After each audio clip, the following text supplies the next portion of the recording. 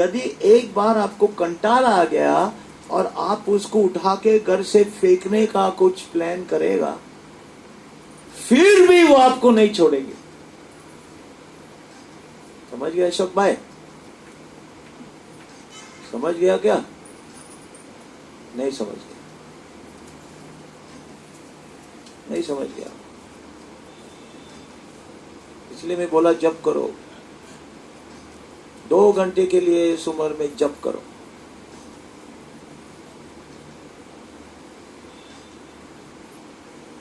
अब भगवान का फैसला करना भगवान के हाथ में नहीं है, भगवान के शुद्ध भक्तों के हाथ में है। तो इसीलिए जैसे श्रीमती राधा रानी जो है, श्रील प्रभुपाद ने कहा कि वो कृष्ण भगवान के साथ में है आध्यात्मिक संसार में, लेकिन सारे ब्रह्मांडों में वो सारे दूसरे अलग अलग जीवों को देख रही है और वो देख रही है कि ये लोग मुझसे ज्यादा बढ़कर है भक्ति में। कोई ईर्ष्या नहीं है।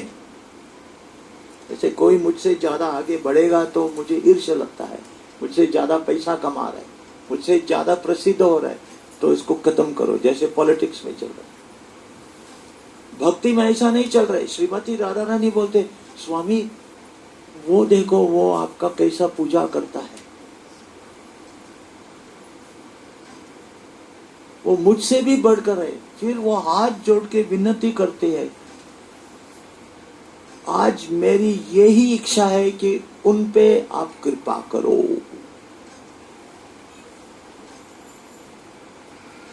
ये शुद्ध भक्तों का काम है। श्रील प्रभुपाद ने कहा, हमेशा श्री कृष्ण भगवान के योजना से वो कहा 70 साल की उम्र में न्यूयॉर्क में वहां पहुंचे थे और जहाज पे उनको 3 हार्ट अटैक्स आ गए।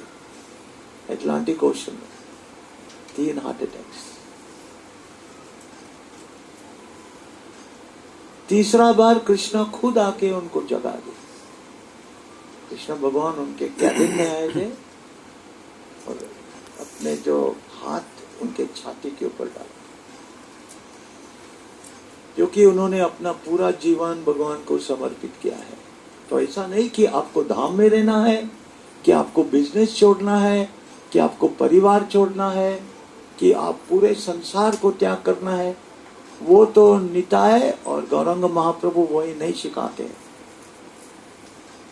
गृहे ताको वाने थाको, सदा हरि बोले दाको, सुखे दुखे भूलो ना को, वदने हरि नाम कोरोने नाम गाय गौरा मधुर स्वरे।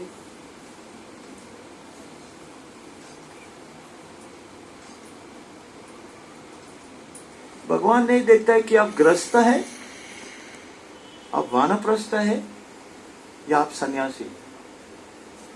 जो कोई भगवा पहनता है उसका वो भी अभिमान है, अरे महाराज को प्रणाम करो। भगवान वो कलर नहीं देखता है। गृह ताको वने थाको, सदा हरि बोले डाको।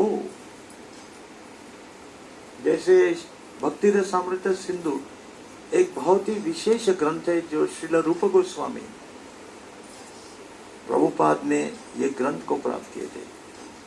एक समय एक बहुत ही दरिद्र ब्राह्मण थे। दरिद्र मतलब भौतिक दृष्टि से उनके पास कुछ नहीं।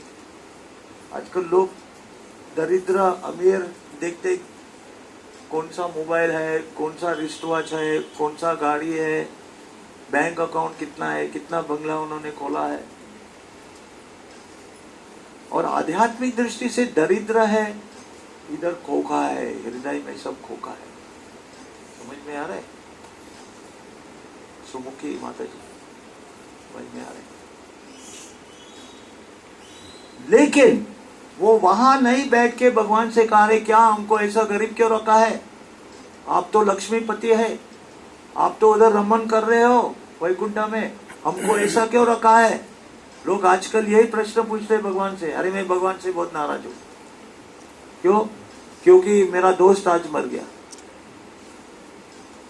या तो कोई स्त्री मुझे एक बार बोल रही थी, जब भी मैं एकदम हताश हो जाती हूँ तो भगवान का जो तस्वीर को मैं बॉक्सिंग करता हूँ। ऐसा क्यों हो रहा है, क्यों हो रहा है, वो तस्वीर को ऐसे। लोग ऐसे होते हैं, आप नहीं जानते कि लोगों के घर में क्या क्या चलता है।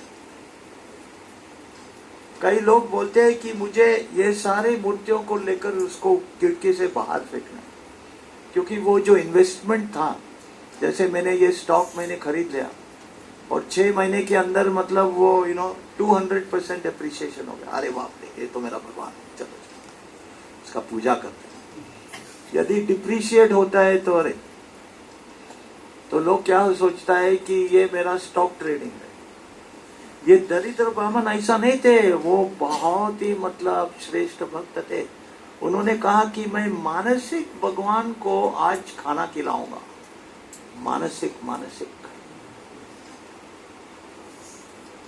जो आप मन में सोचते हैं किसी के बारे में, कलियुग में उसका लाभ मिलता है। जब भी आप किसी के बारे में अच्छा सोचते हो, आपके मन में, यदि आप किसी को कुछ दान नहीं दे सकते हो लेकिन आप मन में उसको दान देते हो, तो move aside this way. I have to look at these people and talk to them. Yeah. तो कलियुग में वो माना जाता है। समझ में आए? देखो, बहुत कंसेशन भगवान ने दिया। यदि आप किसी के बारे में बोल रहे हैं कि मैं इसको मदद नहीं कर सकता हूं लेकिन दिल से मेरी इच्छा है, तो मतलब आपको इसका क्रेडिट मिलता है। कलियुग में उसका क्रेडिट मिलता है, समझा ना? तो ऐसा नहीं कि जैसे अनूप जलोटा ने एक बार एक जोक बोला था। कोई आदमी एक संस्था से, उन्होंने एक अमीर व्यापारी के पास गए थे। उसने बोला, सर अपने संस्था के लिए कुछ डोनेशन दे दो। तो उसने इमीडिएटली 10 लाख का चेक लिख के दे दिया, लो भाई साहब। तो आदमी थैंक यू बोल के चले गया। 2 मिनट के बाद दरवाजे पर ठोका। उसने बोला, अरे सर, आपको याद देना था कि आपने साइन नहीं किया, आपने चेक को साइन नहीं किया, तो फिर क्या करूं? वही आपको बोलना था कि पूरा मतलब समाज में फैल दो कि मिस्टर सोन सो ने हमको 10 लाख का चेक दिया है, इतने महान दानवान आदमी है। और जब भी सब के कान में घुस जाएगा तो आओ मेरे पास, मैं चेक साइन करूंगा।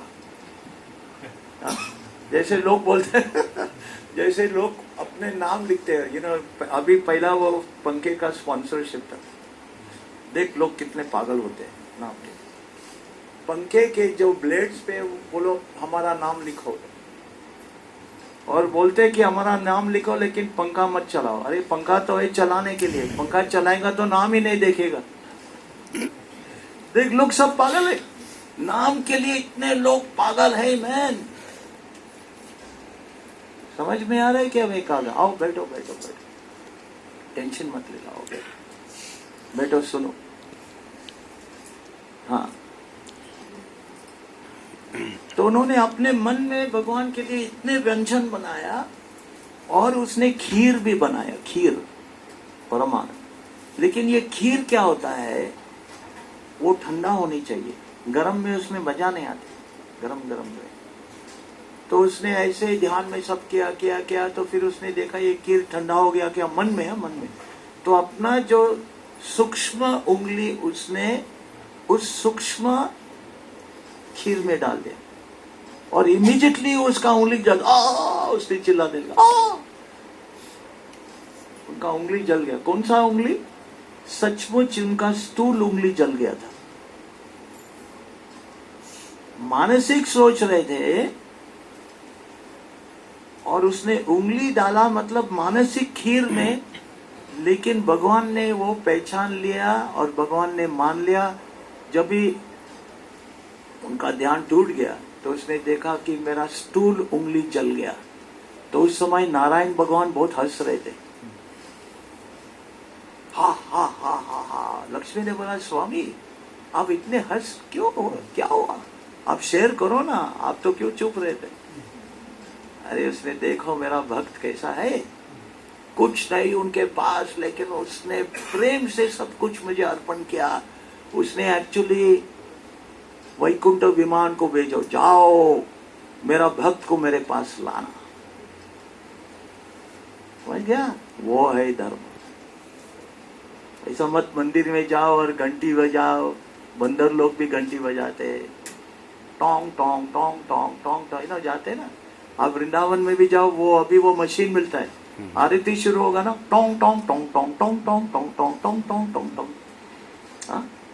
अरे भगवान ने तेरे को जबान दिया, हाथ दिया, करताल बजाओ, गाओ थोड़ा। नहीं, वो मशीन को दे दिया, वो मशीन का मोक्ष हो जाएगा, तेरा तो बंधन हो जाएगा मूर्ख। हाँ, क्या चल रहा है कलयुग में? सब मंदिरों में, इवन श्याम सुंदर मंदिर में चलता है सब, टोंग टोंग टोंग टोंग टोंग टोंग टोंग टोंग। ये कहां से? हरे नाम एवं केवल। इसलिए नित्यानंद प्रभु आए हैं आप सबको नचवाने के लिए। अभी इस अंतिम आरती में आप सब लोग इतने नाचो, आपका वजन भी कम हो जाएगा, डोंट वरी। लेकिन आपको सुख प्राप्त करने के लिए नित्यानंद प्रभु अवतार लिया है, इसलिए उनका नाम है नित्यानंद। अभी मन में यदि आप किसी के बारे में बुरा सोचेंगे, वो पाप नहीं माना जाता है। यदि आप अच्छा सोचेंगे, वो आपके खाते में आता है, पुण्य खाते में आता है। किसी के बारे में बुरा सोचेंगे,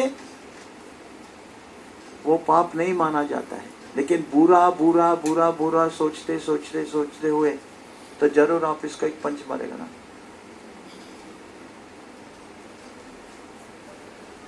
भगवान ने बहुत कुछ कंसेशन दिया है कलयुग में, बहुत सारे कंसेशन दिया है। जीवन आयु है सिर्फ 100 साल का,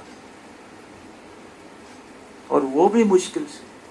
अभी आप लोग जानते हो, ये नया पोस्ट निकला कुछ 2-3 हफ्ते पहले, ये जब भी कोविड आए थे उनका वैक्सीन निकाला। 2 प्रकार के वैक्सीन है, 2 कंपनी ने। एक्चुअली वैक्सीन का टेस्टिंग टाइम है कम से कम 5-6 साल। फट 9 महीने के अंदर में सब टेस्टिंग करके सब, अभी रिपोर्ट्स आ रहे हैं कि अलग अलग देशों में ये वैक्सीन को बैन कर रहा है, क्योंकि लोगों को ब्रेन कैंसर आ रहा है, हार्ट अटैक्स होता है। ये सब उन्होंने जांच किया, ये उसके कारण से।